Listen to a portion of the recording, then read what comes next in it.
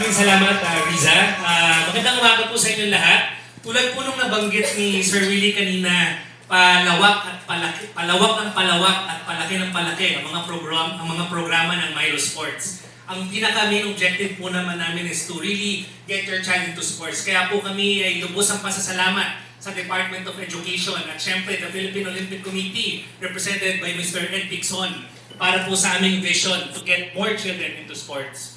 So again, magandang umaga po. Thank you for being here and sharing your champion energy with us. Adding to the Milo pride this morning, nabanggit ko nga po earlier, ang Milo Barangay Liga. So ano po ba itong Milo Barangay Liga? So merong dalawang keywords na gusto kong i-highlight dyan. Number 1, barangay, and number 2, liga.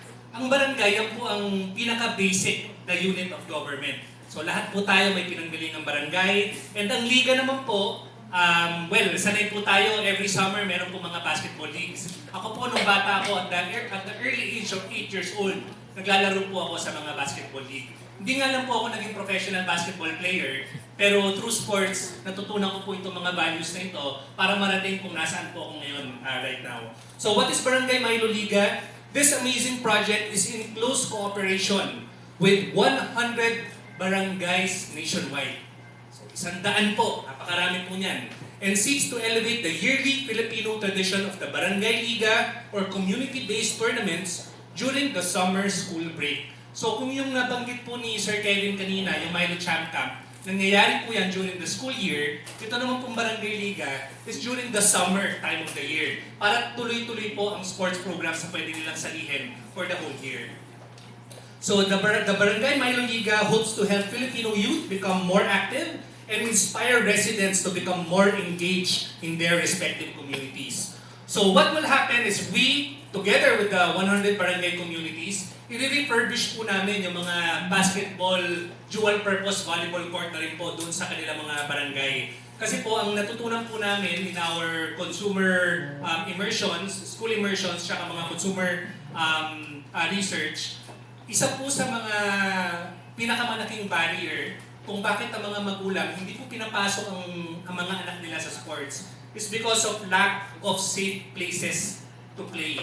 So para sa kanila, dahil itong mga ibang sporting facilities ay hindi ganun kaganda, hindi ganun ka-well conditioned, parang para sa kanila, sa bahay na lang kayo, doon na lang kayo, maglaro na lang kayo ng computer. Huwag na kayong pumunta, huwag na kayong lumabas at maglaro. So dahil doon, nagiging mas sedentary ang lifestyle nila. So the Barangay Milo Liga program will span as north as Baguio. So Baguio is around 300 kilometers away from here. And as south as General Santos City.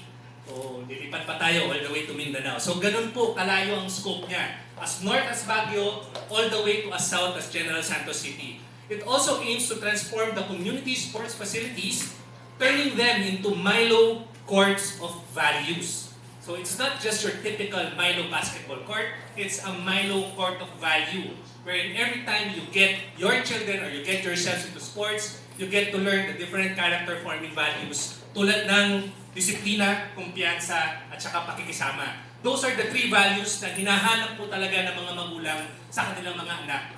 And sports po ang daan para matutunan at magkaroon sila ng mga values na ito growing up.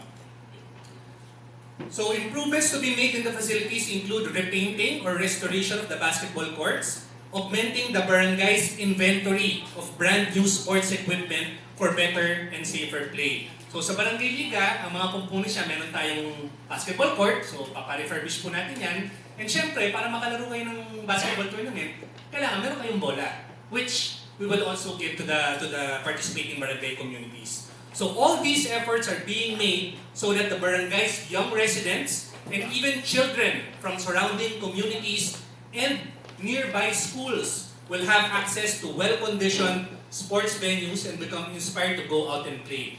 I would just like to highlight, there are some public schools po kasi na wala silang sporting facilities, wala silang basketball court, wala silang volleyball court. And in our immersion, we found out na kapag wala pala sila nito mga court na ito, nagpapaalam sila sa pinakamalapit na barangay kung pwedeng makigamit ng mga court nila. So in a way, with Barangay Milo Liga, by refurbishing the courts of the barangays, we are also helping the nearby school communities to have better access to safer places to play. So we want to encourage the kids in the barangay to spend not too much time with their gadgets and to actually have more time for active play.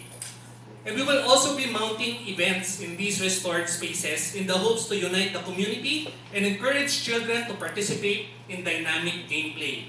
We also envision Barangay Milo Liga to be a training ground for young athletes to pick up at least one sport, develop their skills, and hone their character as future champions. So ang Barangay Milo Liga actually, nag-umpisa na po yan. Mid-March pa lang, nagro-roll out na po kami. And dahil nga po Summer League ito, yung iba dyan matatapos na ng end April and some of them will be ending end May. So, alam niyo po, kanina pa ako salita dito. Sinasabi ko kung ano yung mangyayari, ganito yung magiging itsura niyan. So, to better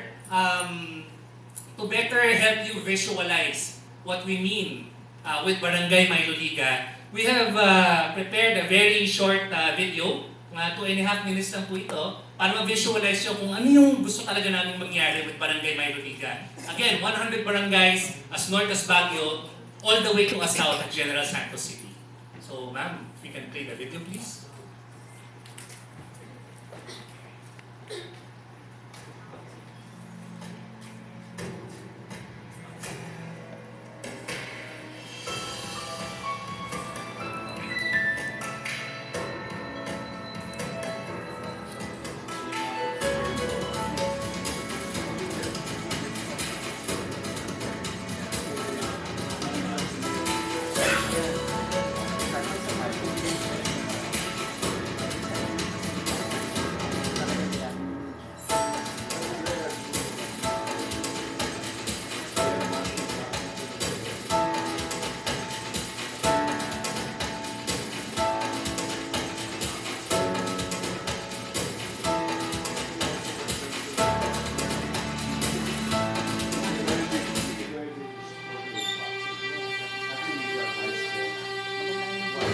I'm getting ready.